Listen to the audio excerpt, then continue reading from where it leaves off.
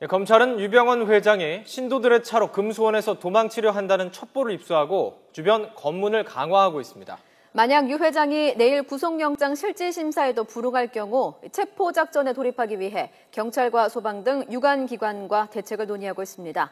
인천지검 특별수사팀에 나가 있는 취재기자 연결합니다. 권준기 기자. 인천지방검찰청입니다. 네, 검찰이 강제 진압까지 대책을 세우고 있다고요?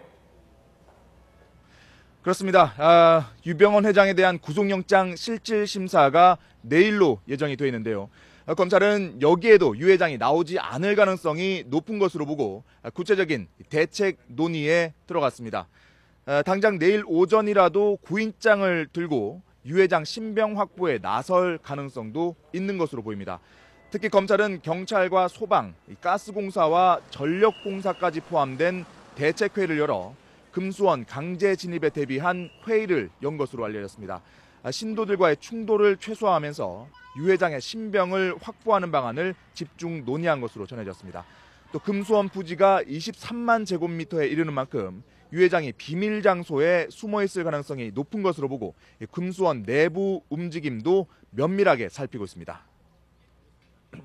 네, 금수원 강제 진입을 검토한다는 것은 유병헌 회장이 아직은 금수원 안에 있는 것으로 파악하고 있다, 이런 얘기 아닙니까?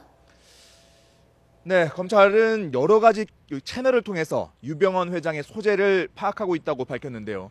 휴대전화 위치 추적을 통해 아직은 유 회장이 금수원 안에 있는 것으로 확인한 것으로 알려졌습니다.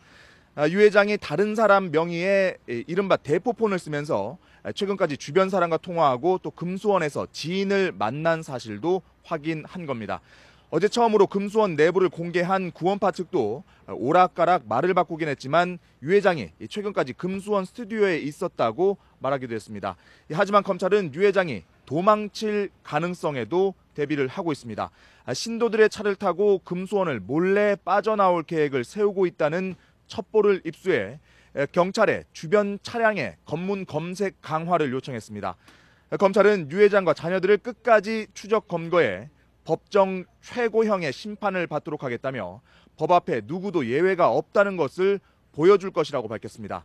또 최재경 인천지검장을 비롯해 김회종 2차장 검사 등 수사팀 전원은 유 회장 일가를 검거할 때까지 철야 근무에 돌입하기로 했다고 밝혔습니다. 지금까지 인천지검에서 YTN 권윤기입니다.